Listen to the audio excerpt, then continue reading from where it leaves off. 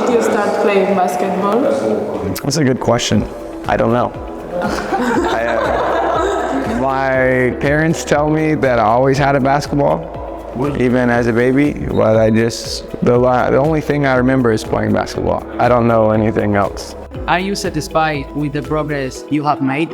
Yes, very much. Since the day I came here, I think I improved in a lot of things, especially on the court, and like off the court as a person, because this was my first time out of my country. It's a different culture, different people, different language, everything. And I think this year is gonna be for me like one big step ahead to the next seasons. Can you give us any advice related to basketball?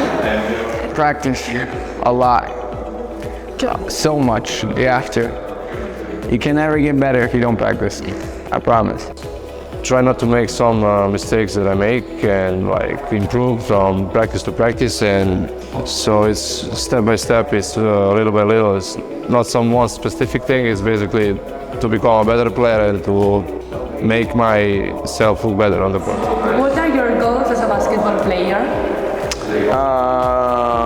I think to play the best I can, wherever.